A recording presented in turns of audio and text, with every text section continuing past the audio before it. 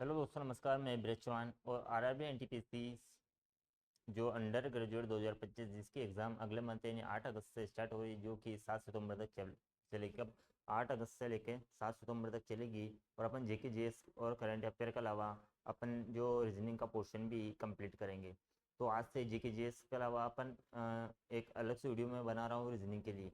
एक जेके GS with current affair और एक और वीडियो रहेगा रीजनिंग के लिए। तो जो अंडर ग्रेजुएट जो एग्ज़ाम 8 अगस्त से स्टार्ट हो रही है, उसकी एग्ज़ाम की खोपड़ी में छेद करके आना है, बिल्कुल आना है। चलो एग्ज़ाम क्लास स्टार्ट करते हैं। जिसका पहला क्वेश्चन है, यदि 1 जनवरी 2003 को मंगलवार है तो 31 दिसंबर 2003 को कौन सा दिन रहेगा। आपको बताना है कि 1 जनवरी 2003 को मंगलवार था, तो 31 दिसंबर 2003 को कौन सा दिन रहेगा। ऑप्शन है बुधवार, मंगलवार और शनिवार और रविवार। इसके बाद बात करते हैं कि 1 जनवरी कब, 1 जनवरी 2003, 2003 को मंगलवार, तो 31 दिसंबर 2003 को कौन सा वार है।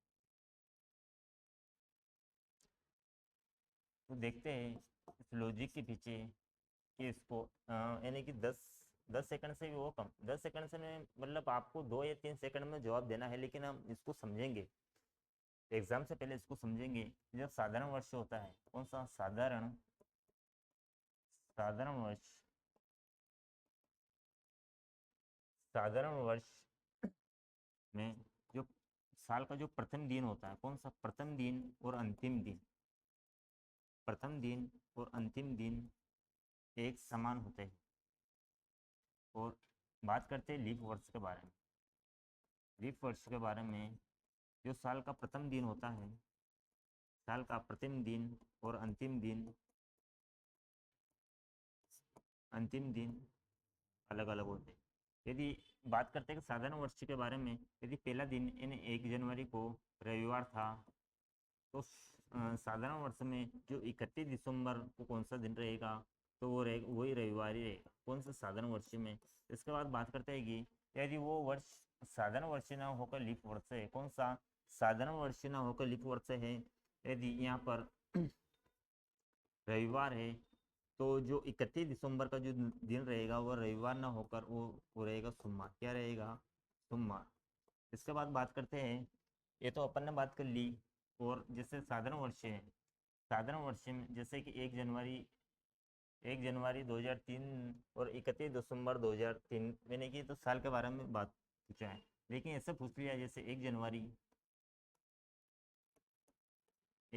2003 से 3 को रविवार था, तो 1 जनवरी 2004 को कौन सा दिन रहेगा। ये तो पूरा साल के बारे में पूछते हैं, तो आपको कैसा पता लगेगा अभी इतना दिन निकालना है। तो बताना है, जब साधारण वर्ष में ऐसी घटना होती है और बीच में लीप वर्ष नहीं होता है, तो इसमें एक दिन बढ़ जाता है। यदि यहाँ पर मंगलवार था, यदि यहाँ पर मंगलवार है, तो लीप वर्ष में यहाँ पर एक दिन बढ़ जाएगा। कितना, एक दिन बढ़ाना है और वो बुधवार रख देना है। और यही घटना है अगर बीच में लीप वर्ष पड़ता है, यदि बीच में जब ऐसी घटना होती है और बीच में लीप वर्ष आता है, तो उसमें एक दिन ना बढ़कर अपन को 2 दिन बढ़ाना है। कितना, 2 दिन बढ़ाना है। तो अपना क्वेश्चन है कि 1 जनवरी 2003 को मंगलवार था, तो 31 दिसंबर 2003 को कौन सा वार होगा। तो ये एक साधारण वर्ष है, कौन सा साधारण वर्ष है। तो इसमें जो प्रथम 1 जनवरी को जो दिन रहेगा वही 31 जनवरी को जो भी दिन रहेगा वही दिन रहेगा। तो इसका सही आंसर है मंगलवार। क्या रहेगा, मंगलवार, क्योंकि ये साधारण वर्ष है। तो इतनी चीज़ें आपको आई समझ में। बात करते हैं अगला क्वेश्चन। अगला है, यदि प्रतिबिंब समय 6:10 हो रहे, तो इस स्थिति में वास्तविक समय क्या होगा। जब प्रतिबिंब जब प्रतिबिंब से संबंधित क्वेश्चन आए, तो आपको दो चीज़ें याद रखनी है। पहला है कि या तो लंबवत पूछा गया है या क्षैतिज रूप से पूछा गया। ऑप्शन दोनों से निकाल के देखना है। पहले तो क्वेश्चन में भी दे रखा होगा तो वो क्षैतिज पूछ रहा है या लंबवत पूछ रहा है, तो बात करते हैं। इसके अलावा इसमें एक ट्रिक के बारे में बात करते हैं। ट्रिक 12 6 1 5 2 4 3 9 7 11 और 8 10 8 10। ये जब लगाना है, जब उसमें पूछा जाएगा कि क्षैतिज क्षैतिज प्रतिबिंब क्षैतिज प्रतिबिंब जिससे ये घड़ी है, यहाँ ऊपर है 12 1 2 3 4 5 6 7 8 9 10 11। जैसे यहाँ पर बज रही है 12, कितनी, जैसे यहाँ बज रही 12:10 हो रही, कितनी, 12:10। वो यहाँ रखा हुआ दर्पण कौन सा, क्षैतिज रूप से। अगर लंबवत के बारे में बात करता वो दर्पण यहाँ ना होकर यहाँ पर होता, तो यहाँ पर क्षैतिज रूप से दर्पण रखा है। ये घड़ी ओरिजिनल घड़ी है, यहाँ पर दर्पण रखा है, तो इसमें पलट के देखते हैं। जैसे यहाँ घड़ी और सामने दर्पण है, तो ये 6 है वो ऊपर जाएगा। जैसे ये निर्देश आएंगे वहाँ पर, जैसे जो 12 की जगह अपन को 6 दिखाई देगा, 1 की जगह 5, 2 की जगह 4 और 3 की जगह 9 और 7 की जगह 11 और 8 की जगह 10। यानी कि यहाँ अगर 12:10 हो रही है और इसको दर्पण में देखेंगे तो अपन को 6:20 दिखाएगा, कितनी, 6:20। यानी कि वो जो काटा रहेगा वो उल्टा आ जाएगा, वो 6:20, यानी कि वो यहाँ पर आ जाएगा 6:20 दिखाएगा। तो सवाल क्या है, क्या पूछा गया है इसमें, 6:10, 6:10 है। अगर इसका क्षैतिज प्रतिबिंब देखेंगे, कौन सा क्षैतिज प्रतिबिंब, कितनी बज रही, 6:10।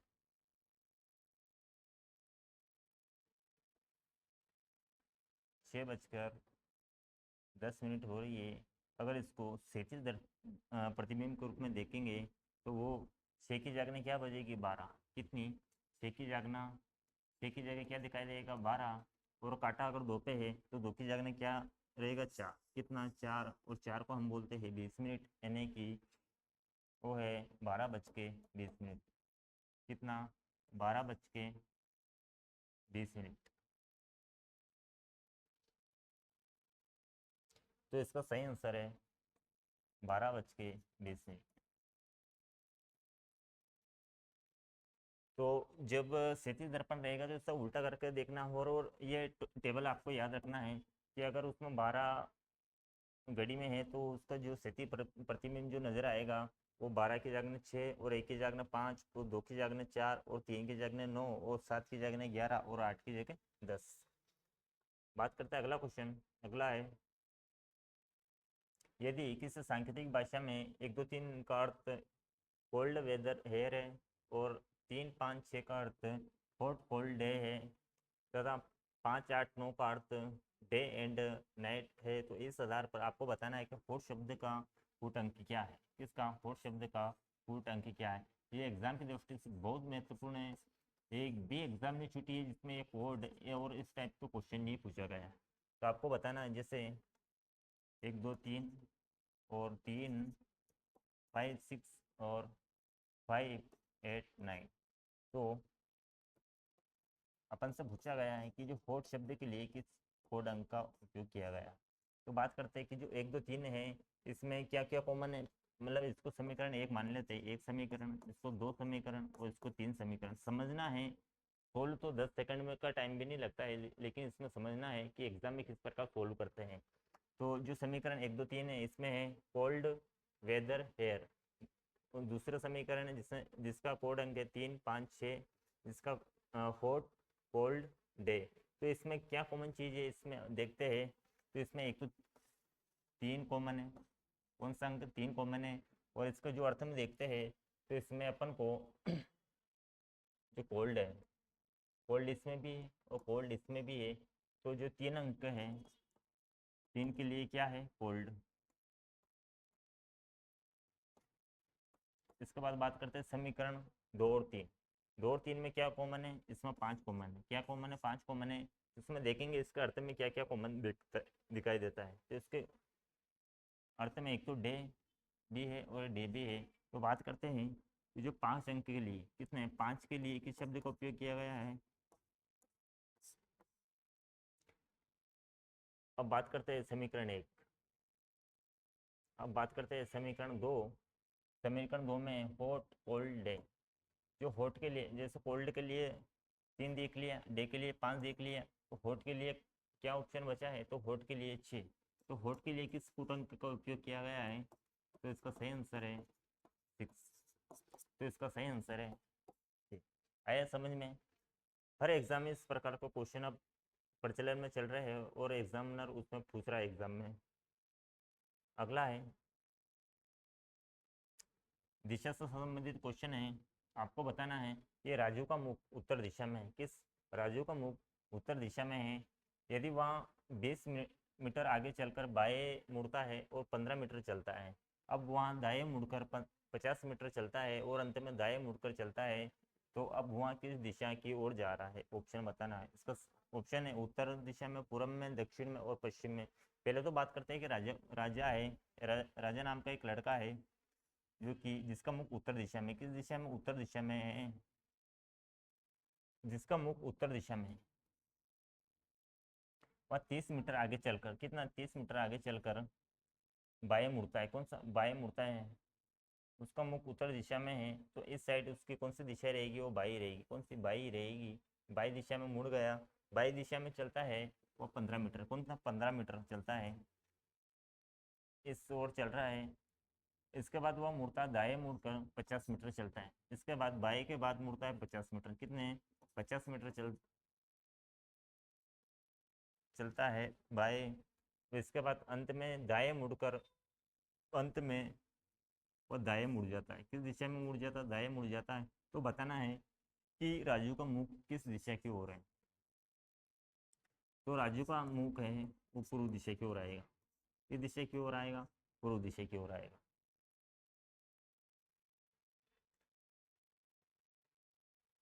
अगला है 5 व्यक्ति दौड़ रहे थे। कितने, 5 व्यक्ति दौड़ रहे थे, जिसमें डी ऐसे आगे है, ये बी का पीछा कर रहा था, सी ए और बी के बीच में था। तो बताइए कि उस कतार में के मध्य क्षेत्र में कौन है। ऑप्शन है ए, बी, सी और डी। जैसा बताना है, मैंने पहले भी बताया कि उसको सोल्व तो 5 या 6 सेकंड में किया जाता है, लेकिन इसको ठंडे दिमाग से समझना है कि एग्जाम में किस प्रकार से 1% भी चांस ना हो कि गलती हो जाए।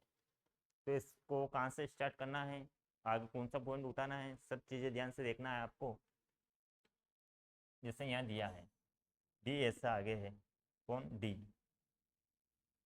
डी ऐसा आगे है, तो ए यहाँ पर और डी आगे है, तो डी ऐसा आगे है। इसके बाद बात करते हैं ई जो बी का पीछा कर रहा है, ई बी का पीछा कर रहा है, ई पीछा कर रहा है किसका, बी का। अब बात करते हैं आगे, जो सी है वो ए और बी के बीच में था। सी ए और बी के बीच में है, तो ए और बी कहाँ पर है, अपने ये ए है, ये ए है और ये बी है, तो इसके मध्य में कौन है, सी। तो बताए कि उस कतार के मध्य में कौन है, तो इसके कतार में कौन आएगा, सी आएगा। तो इसका सही आंसर है सी।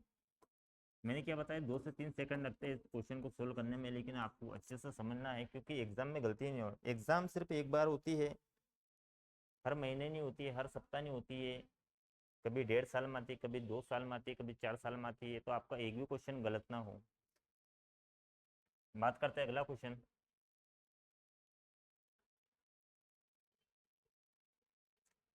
जैसे सांप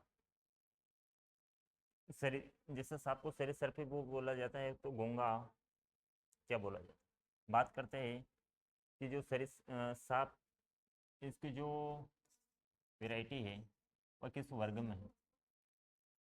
सर्प किस वर्ग में आता है, सांप किस वर्ग में आता है, तो सरीसृप में। तो उसी प्रकार गूंगा किस वर्ग में आएगा, तो ऑप्शन है मत्स्य, मोलास्का, अर्थपोड़ा और पक्षी। जो गूंगा आएगा मोलास्का वर्ग में आएगा, तो इसका सही आंसर है मोलास्का। इसके बाद बात करते हैं अगला क्वेश्चन। जिस प्रकार सिस्मोग्राफ का संबंध भूकंप से है, तो उसी प्रकार थर्मामीटर का संबंध किससे है? भूकंप भूकंप का अध्ययन को क्या बोला जाता है, या भूकंप किसके द्वारा मापा जाता है? तो सिस्मोग्राफ के द्वारा। उसी प्रकार जो थर्मामीटर थर्मामीटर किस लिए उपयोग में आता है? तो यह आता है ताप नियंत्रण, यानी ताप मापन के लिए किसका उपयोग किया जाता है? थर्मामीटर के लिए। अगला है, आपको संबंध बताना है 8:56 समानुपात 9, तो यहाँ पर किस अंक का उपयोग होगा? ऑप्शन 10, 63, 7 और 9। बताना है कि 8:56 कैसा है, तो 9 अनुपात क्या आएगा? तो इन दोनों में क्या संबंध है? इन दोनों में क्या संबंध आपको बताना है।